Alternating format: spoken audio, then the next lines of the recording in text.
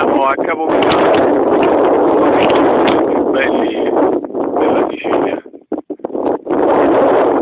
Quello che vedete in fondo è lo scoglio estremo di questa penisola lunga oltre 7 km che si spinge verso nord, verso le isole Eolie, che vedete là sull'orizzonte, una delle isole.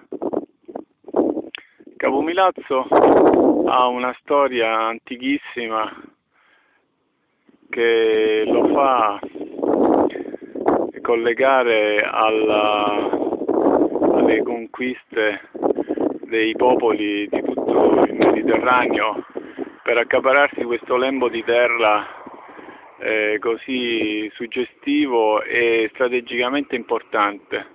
Siamo infatti nel punto più a nord dell'isola della Sicilia, che è il punto di passaggio di tutte le navi tra le isole Eolie e la Sicilia che vanno verso lo stretto di Messina, un passaggio quasi obbligato. Quindi da qua si potevano controllare le rotte di tutte le navi che dovevano transitare attraverso lo stretto. Siamo nella zona che viene indicata che viene denominata come Fondazione Baeli Lucifero. Questa fondazione, che apparteneva a un'antica famiglia milazzese, adesso gestisce una serie di servizi per i ragazzi, per gli studenti delle scuole che vengono qui ospitati in periodi di festa o per periodi di vacanza. Questo che vedete davanti a noi è uno dei promontori della penisola. Sullo sfondo abbiamo il golfo di Patti, che arriva quasi, si vede là fino a Capocalavà, si intravede Capocalavà e di fronte a noi Tindari, confuso dalle luci pomeridiane del sole abbagliante. Questa che vedete di fronte a noi è la si faceva servire il pranzo, il barone, il famoso che ha dato poi il nome alla fondazione, proprietaria di tutto su quella tavola, quello piano, si faceva servire il pranzo, l'eccentrico aristocratico, da un cameriere in divisa che poi serviva il pranzo con piatti e direttamente sullo scoglio. Da qui questa stranezza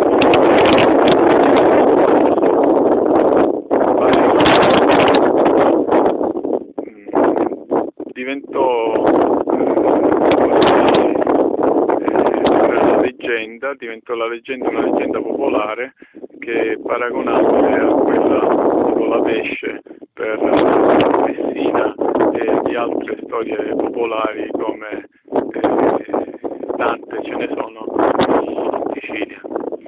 Il lungomare di Milazzo e diciamo, la strada panoramica di Milazzo è quella che ha praticamente diviso il territorio della Fondazione Lucifero, facendone una zona di passeggio con un bel lungomare a strapiombo sul mare, però sul lato di ponente, e tutta una zona di alberi e di essenze dal lato di levante.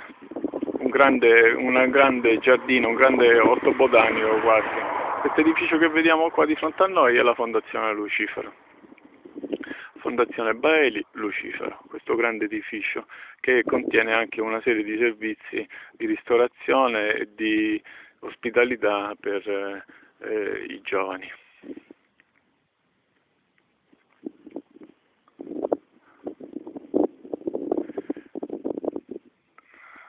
Questo promontorio è sempre stato indicato dagli storici locali come il Chersoneso di Sicilia. Il Chersoneso era il luogo fantastico dove si dice abitasse il padre di Ulisse, il luogo in cui i buoi sacri pascolavano e dove Ulisse cercò di tornare invano per ritrovare il padre. Se ciò fosse vero potremmo dire che Ulisse era siciliano e che questo promontorio in realtà era il territorio del re Ulisse, che poi la storia ci dice divenne il re di Itaca. La storia di Omero, del famoso Omero, di cui si è scritto a fiumi fin dal III secolo a.C., di una famosa questione omerica, se il poeta famoso in tutto il mondo sia mai esistito, se era un'invenzione, come un'invenzione furono le storie fantastiche raccontate nell'Odissea.